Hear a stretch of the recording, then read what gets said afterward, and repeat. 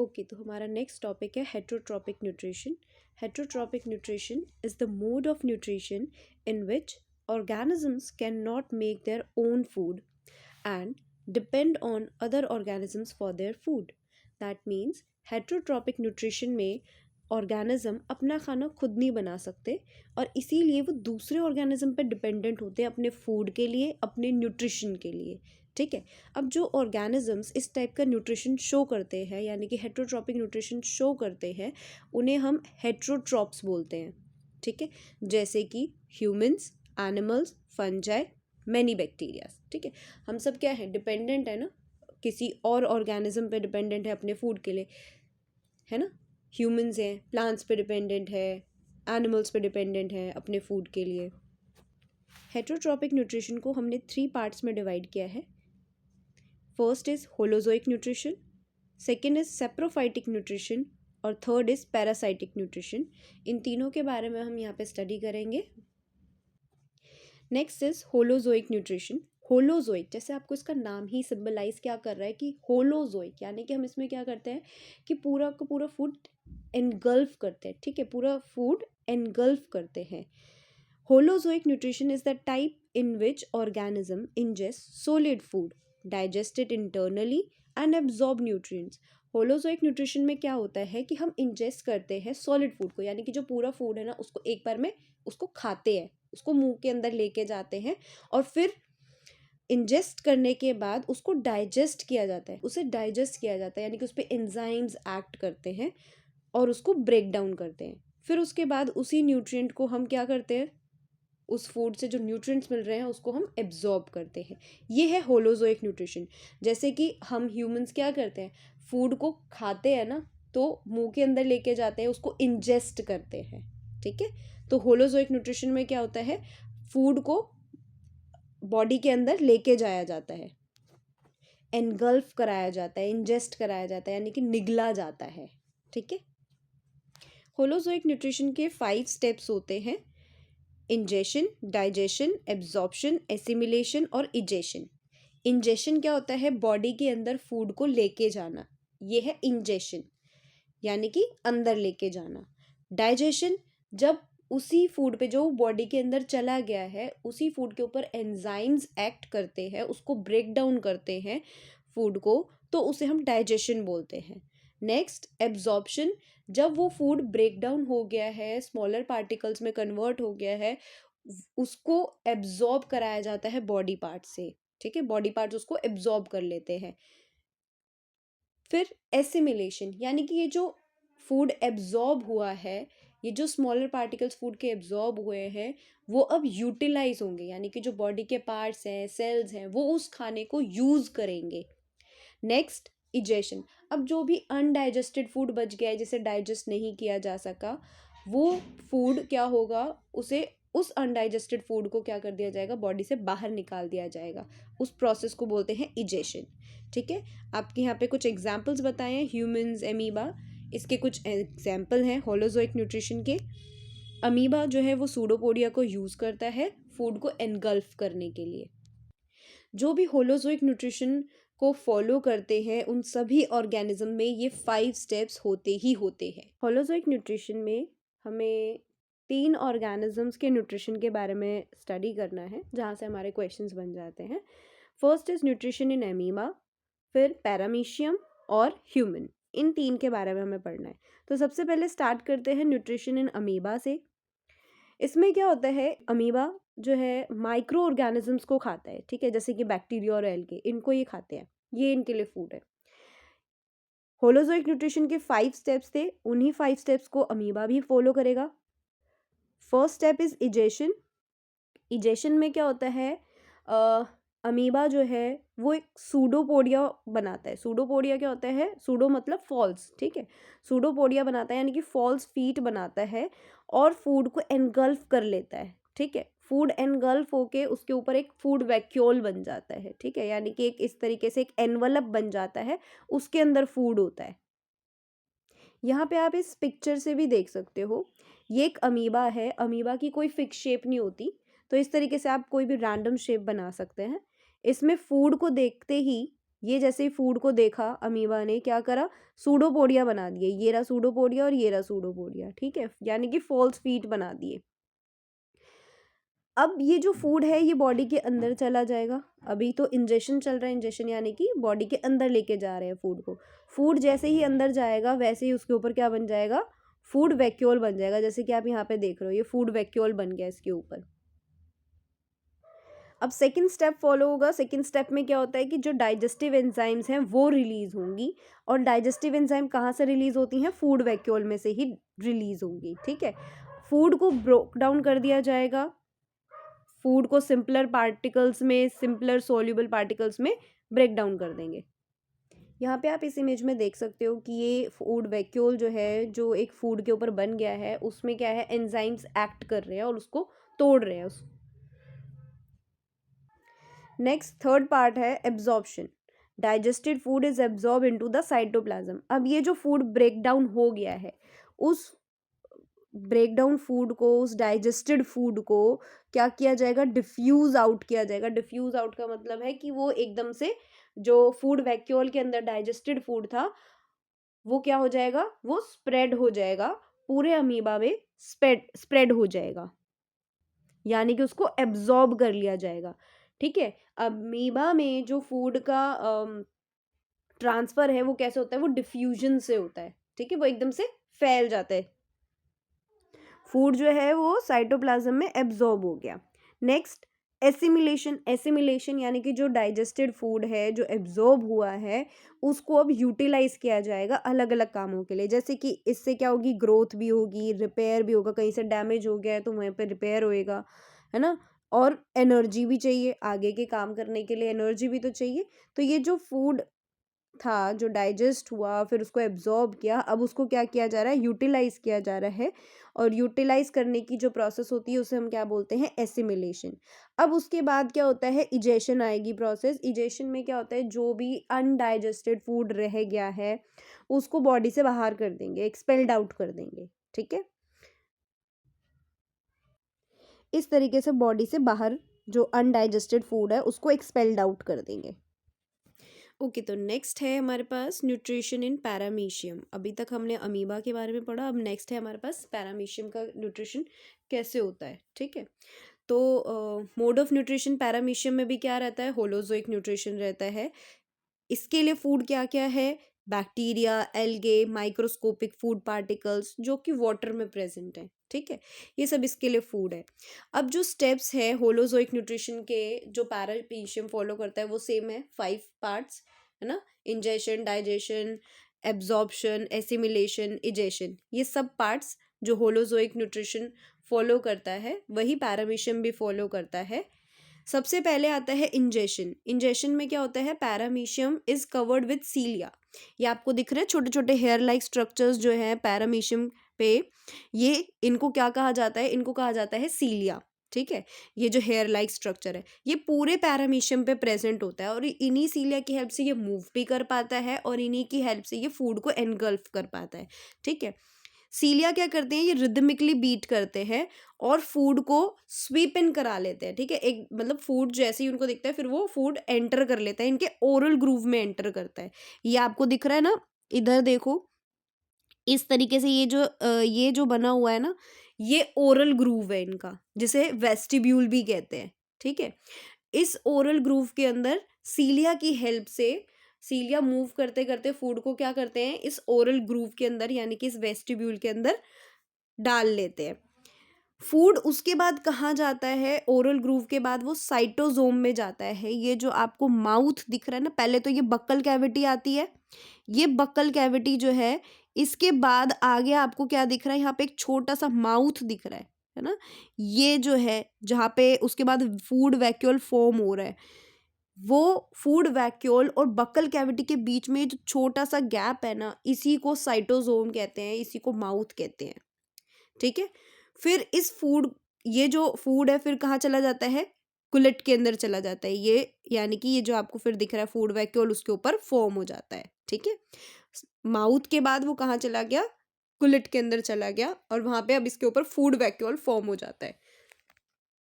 Next digestion same जैसे हमने उसमें पढ़ा अमीबा में, ऐसे ही डाइजेशन यहाँ पे भी सेम रहता है। फूड वैक्यूल में एंजाइम्स फूड के ऊपर एक्ट करती हैं और उसको डाइजेस्ट करती हैं। जो कॉम्प्लेक्स फूड है वो सिंपल सॉल्युबल सब्सटेंसेस में ब्रेक हो जाता है, ठीक है, ये डाइजेशन में होता है। नेक्स्ट एब्जॉर्प्शन भी सेम रहता है जैसे अमीबा में था। डाइजेस्टेड फूड जो था वो डिफ्यूज हो गया, फूड वैक्यूल से बाहर निकल के साइटोप्लाज्म में एब्जॉर्ब हो गया। फिर एसिमिलेशन भी सेम है जिसमें फूड को यूटिलाइज किया जा रहा है, ग्रोथ के लिए, एनर्जी के लिए, रिपेयर के लिए, इन सभी चीज़ों के लिए यूटिलाइज किया जा रहा है। लेकिन जो फिफ्थ पार्ट है इजेशन, यहाँ पे हमें क्या बताया कि जो अनडाइजेस्टेड फूड है वो एक्सपेल्ड होता है थ्रू अ स्पेसिफिक स्पॉट, ठीक है, एक स्पेसिफिक स्पॉट से फूड को एक्सपेल्ड आउट किया जाता है। उस स्पेसिफिक स्पॉट को साइटोफाइकी बोलते हैं या फिर एनल पोर बोलते हैं, ठीक है। ये आप यहाँ पर देख सकते हो, छोटा सा होल जो है वो दिखाया हुआ है जिसे साइटोफाइकी बोलते हैं, ठीक है, जिसमें से फूड जो है वो निकल रहा है, अनडाइजेस्टेड फूड निकल रहा है, ठीक है। लेकिन अमीबा में क्या हो रहा था, उसमें जो अनडाइजेस्टेड फूड है वो कहीं से भी निकल रहा था, ठीक है, जहाँ से उसको जगह मिली वो वहीं से निकल रहा था, ठीक है। लेकिन पैरामीशियम में एक स्पेसिफिक स्पॉट है जिसे साइटोफाइकी बोलते हैं, वहीं से फूड जो है वो एनल पोर से निकल जाता है, ठीक है। पैरामीशियम में इंजेशन के लिए जो स्पेसिफिक स्पॉट है फूड के लिए वो भी है ओरल ग्रूव, ठीक है, और इजेशन के लिए भी स्पेसिफिक स्पॉट है जो कि है साइटोफाइकी। लेकिन अमीबा में ऐसा कुछ नहीं था। अमीबा में क्या था कि ना तो उनके पास स्पेसिफिक स्पॉट था फूड को एनगल्फ करने के लिए और ना ही एक्सक्रीट आउट करने के लिए उनके पास कोई स्पेसिफिक स्पॉट था। पैरामीशियम के पास फूड को एनगल्फ करने के लिए और फूड को एक्सक्रीट करने के लिए स्पेसिफिक स्पॉट्स है अलग अलग, ठीक है। ये अब आप थोड़ा क्लियरली देख पा रहे होगे। सीलियास क्या हैं, ये जो हेयर लाइक स्ट्रक्चर्स हैं, पैरामीशियम की पूरी बॉडी पे सीलियास प्रेजेंट होते हैं। ये जो आपको ये शेप दिख रही है ना, ये शेप है ओरल ग्रूव, इसको वेस्टिब्यूल भी बोलते हैं। फिर नेक्स्ट ये जो आपको दिख रहा है ये है बकल कैविटी। बकल कैविटी और ये जो फूड वैक्यूल फॉर्म हो रहा है, फूड वैक्यूल और बकल कैविटी के बीच में ये जो छोटा सा माउथ जैसा स्ट्रक्चर दिख रहा है ना आपको, ये है साइटोजोम, ठीक है, साइटोजोम, जिसमें ओरल ग्रूव के बाद फूड आगे एंटर करेगा, ठीक है। फिर यहाँ पे आपको ये जो छोटा सा ये दिख रहा है ना कि यहाँ पे अनडाइजेस्टेड फूड है, फिर ये एक छोटे से होल से बाहर निकल रहा है, ये है साइटोफाइकी, ठीक है। नेक्स्ट हमारे पास न्यूट्रिशन इन ह्यूमंस। ह्यूमंस भी होलोजोइक न्यूट्रिशन को फॉलो करते हैं, ठीक है। तो 5 स्टेप्स इनके पास भी आते हैं। फर्स्ट स्टेप है इंजेशन, यानी कि फूड को इनटेक करना। अब जो फूड का इनटेक है वो ह्यूमंस कैसे करते हैं, माउथ के थ्रू। तो take in food into the body through mouth, mouth के थ्रू बॉडी के अंदर फूड को लेके जाया जाता है, जिस पे फिर टीथ काम करते हैं, मैकेनिकल डाइजेशन करते हैं, च्यूइंग करते हैं, है ना। फिर टंग क्या करती है, वो फूड को मिक्स करती है सलाइवा के साथ। सलाइवा में क्या प्रेजेंट होते हैं, सेलिवरी अमाइलेज प्रेजेंट होते हैं। ये जो सेलिवरी अमाइलेज है यही डाइजेशन को स्टार्ट कर देता है माउथ में ही, तो माउथ से ही डाइजेशन स्टार्ट भी हो जाता है। फूड को इनटेक कराया गया माउथ में, इंजेशन हुआ माउथ में, डाइजेशन भी माउथ से ही स्टार्ट हो जाता है, ठीक है। सेलिवरी अमाइलेज क्या करता है, ये स्टार्च को शुगर में कन्वर्ट कर देता है। कौन सी शुगर में कन्वर्ट करता है, माल्टोस में, ठीक है। नेक्स्ट स्टेप आता है डाइजेशन। डाइजेशन में क्या होता है, digestion is the break down of complex food into simpler soluble substances, ठीक है। डाइजेशन में क्या हो रहा है कि soluble substances, simpler soluble substances में फूड को ब्रेक डाउन किया जा रहा है। तो अभी हमने क्या देखा कि माउथ से ही स्टार्ट हो जा रहा है डाइजेशन, यानी कि सलाइवा जो है, सलाइवा क्या कर रहा है, फूड के साथ रिएक्ट करके स्टार्च को किस में कन्वर्ट कर रहा है, माल्टोस में कन्वर्ट कर रहा है ना। सलाइवा में क्या प्रेजेंट थे, सलाइवरी अमाइलेज, जिन्होंने डाइजेशन को स्टार्ट किया, स्टार्च को माल्टोस में कन्वर्ट किया। तो फर्स्ट डाइजेशन माउथ में हो जाता है। सेकंड आगे उसके बाद स्टमक के पास जाते हैं, स्टमक में आगे का डाइजेशन होता है। स्टमक में क्या होता है, गैस्ट्रिक जूस होते हैं, ठीक है। अब 3 तरीके के गैस्ट्रिक जूस होता है, एक होता है हाइड्रोक्लोरिक एसिड, एक होता है पेप्सिन और एक होता है म्यूकस, ठीक है। तो सबसे पहले HCl की बात करते हैं। HCl जो कि एक एसिड है, तो वो क्या करता है, जर्म्स को किल करता है, ठीक है। प्लस वो स्टमक के मीडियम को वो एसिडिक बना के रखता है, ठीक है। पेप्सिन, पेप्सिन का काम क्या है, प्रोटीन को डाइजेस्ट करना। ये प्रोटीन को डाइजेस्ट करके पेप्टोन्स बना देते हैं। फिर म्यूकस क्या करता है, म्यूकस का काम है स्टमक की लाइनिंग को प्रोटेक्ट करके रखना, क्योंकि HCl भी तो है। HCl क्या करेगा, वो स्टमक को हार्म पहुंचा सकता है, इसीलिए म्यूकस भी रहता है। तो म्यूकस क्या करता है, ये स्टमक की लाइनिंग को प्रोटेक्ट करके रखता है HCl से, ठीक है। नेक्स्ट स्मॉल इंटेस्टाइन की बात करते हैं। आगे का डाइजेशन स्मॉल इंटेस्टाइन में होता है, और स्मॉल इंटेस्टाइन ही मेन साइट है डाइजेशन की, ठीक है। अगर आपको क्वेश्चन आता है main site of digestion in human, तो आपका क्या रहता है, स्मॉल इंटेस्टाइन रहती है डाइजेशन के लिए मेन साइट। आगे बात करते हैं स्मॉल इंटेस्टाइन में 3 तरीके के जूस यहाँ पर भी रहते हैं। बाइल जूस आता है लीवर से, ये जो लीवर है, ये लीवर स्मॉल इंटेस्टाइन को अपनी बाइल जूस देता है। इस बाइल जूस का काम है फैट को एमल्सिफाई करना, यानी कि फैट को ब्रेक डाउन करना। फिर पैनक्रियाटिक जूस जो कि पैनक्रियास से आता है, ये पैनक्रियास भी अपना जो पैनक्रियाटिक जूस है ये किसको दे देता है, स्मॉल इंटेस्टाइन को दे देता है। पैनक्रियाटिक जूस का काम क्या है, कार्बोहाइड्रेट, प्रोटीन और फैट को डाइजेस्ट करना, ठीक है। ये तीनों को डाइजेस्ट करता है पैनक्रियाटिक जूस। फिर आता है इंटेस्टिनल जूस, यानी कि इंटेस्टाइन का खुद का जूस जो रहता है, ये कंप्लीट डाइजेशन करता है, ठीक है, यानी कि सबको ब्रेक डाउन करता है। फिर आते हैं एंड प्रोडक्ट्स, यानी कि कंप्लीट डाइजेशन के बाद जो एंड में हमारे पास प्रोडक्ट्स बनते हैं, हमारी बॉडी में प्रोडक्ट्स बनते हैं एंड में, वो क्या रहते हैं, कार्बोहाइड्रेट को सिंपलर सॉल्युबल सब्सटेंस में जो जितना ब्रेक कर सकते हैं, वो क्या हो जाता है, ग्लूकोज में कन्वर्ट हो जाता है। कार्बोहाइड्रेट को ग्लूकोज में कन्वर्ट कर दिया जाता है। प्रोटीन्स की स्मॉलर फॉर्म कौन सी है, अमीनो एसिड्स, तो प्रोटीन को अमीनो एसिड्स में ब्रेक कर दिया जाता है। फैट्स की स्मॉलर फॉर्म कौन सी है, फैटी एसिड्स और ग्लिसरॉल, तो फैट को फैटी एसिड्स और ग्लिसरॉल में ब्रेक कर दिया जाता है। यानी कि सभी जो भी हमने फूड लिया था, उन सबको उनकी सिंपलर सब्सटेंसेस में ब्रेक कर दिया जाता है। नेक्स्ट स्टेप रहता है एब्जॉर्प्शन। अब एब्जॉर्प्शन जो है वो भी स्मॉल इंटेस्टाइन में होता है, ठीक है। डाइजेशन हुआ, मेन साइट जो थी डाइजेशन की वो स्मॉल इंटेस्टाइन थी, और एब्जॉर्प्शन भी स्मॉल इंटेस्टाइन में ही होता है। स्मॉल इंटेस्टाइन में विली प्रेजेंट होते हैं, यानी कि फिंगर लाइक स्ट्रक्चर्स होते हैं, उनको विली बोलते हैं, ठीक है। ये विली क्या करते हैं, ये स्मॉल इंटेस्टाइन के सरफेस एरिया को इंक्रीज करते हैं ताकि वो ज़्यादा से ज़्यादा एब्जॉर्ब कर सके, ठीक है। तो जो डाइजेस्टेड फूड रहता है उसको ये विली क्या करते हैं, ब्लड स्ट्रीम में पास कर देते हैं। नेक्स्ट प्रोसेस है एसिमिलेशन। एसिमिलेशन में क्या होता है, जो फूड लिया है, एब्जॉर्ब हुआ है, जो कि विली ने एब्जॉर्ब करके ब्लड स्ट्रीम में रिलीज़ किया ताकि उसको एब्जॉर्ब किया जा सके अच्छे से, अब उसको क्या किया जाएगा, यूटिलाइज किया जाएगा, एसिमिलेट किया जाएगा, है ना। तो यानी कि एनर्जी, ग्रोथ, रिपेयर के लिए उस फूड को यूज़ किया जाएगा। जैसे कि ग्लूकोज जो है वो एनर्जी प्रोवाइड करेगा, है ना। अमीनो एसिड जो है वो बॉडी बिल्डिंग में हेल्प करेंगे।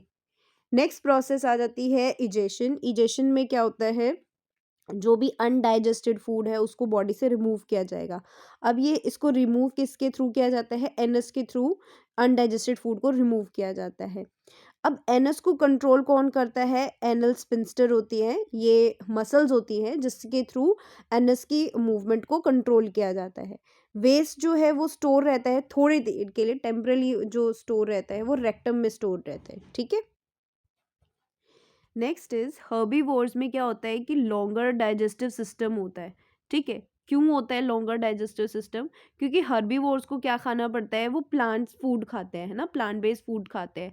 प्लांट में क्या हो रहता है कि सेल्यूलोस होता है। अब ये जो सेल्यूलोस है इसको डाइजेस्ट करना बहुत डिफिकल्ट होता है, इसके लिए जो उनका डाइजेस्टिव ट्रैक्ट है वो लॉन्गर रहता है, ताकि उनको सफिशिएंट टाइम मिल सके और बैक्टीरियाज जो है, गुड बैक्टीरियाज जो है, वो उस फूड पर अच्छे से काम कर सके, डाइजेशन को कंप्लीट कर सके और न्यूट्रिएंट्स को एब्जॉर्ब कर सके, ठीक है। तो इसीलिए हर्बीवोर्स का डाइजेस्टिव सिस्टम लॉन्गर रहता है कार्निवोर्स से। नेक्स्ट अब हमारे पास है सेप्रोफाइटिक न्यूट्रिशन। अभी तक जो हमने पढ़ा वो था होलोजोइक न्यूट्रिशन। नेक्स्ट है हेट्रोट्रॉपिक न्यूट्रिशन का second part, saprophytic nutrition. Saprophytic nutrition कौन सा होता है? जिसमें ऑर्गेनिज्म अपने फूड को, अपने न्यूट्रिएंट्स को ऑब्टेन करने के लिए क्या करते हैं? Dead and decaying organic matter पे डिपेंडेंट होते हैं। ठीक है, dead and decaying organic matter से यही ऑर्गेनिजम्स अपना न्यूट्रिशन लेते हैं। उन ऑर्गेनिजम्स को हम सेप्रोफाइटिक बोलते हैं। ठीक है, अब इनका मेथड क्या होता है, ये किस तरीके से अपने न्यूट्रिशन को लेते हैं? ये क्या करते हैं? डाइजेस्टिव एंजाइम सेक्रेट करते हैं, ये फूड को बॉडी के बाहर डाइजेस्ट करते हैं। ठीक है, और जो न्यूट्रिएंट्स होते हैं उन न्यूट्रिएंट्स को फिर ये एब्जॉर्ब कर लेते हैं। ठीक है, इसके एग्जांपल्स क्या है? फंजाई जैसे कि मशरूम, ब्रेड मोल्ड और कुछ बैक्टीरिया, ये सेप्रोफाइटिक न्यूट्रिशन को फॉलो करते हैं। सेप्रोफाइट्स जो हैं ये हमारे नेचर के इम्पॉर्टेंट डीकम्पोजर्स हैं। ओके, तो नेक्स्ट हमारा थर्ड कैटेगरी है हेट्रोट्रॉपिक न्यूट्रिशन की, parasitic nutrition. Parasitic nutrition in which organism live on or inside another organism host and obtain food from it causing harm। Parasitic nutrition में क्या होता है कि एक ऑर्गेनिज्म जो कि दूसरे ऑर्गेनिज्म के ऊपर रहेगा, उसकी बॉडी के अंदर या बाहर, उसी से वो अपना फूड जो है, अपना न्यूट्रिशन जो है वो ऑब्टेन करेगा।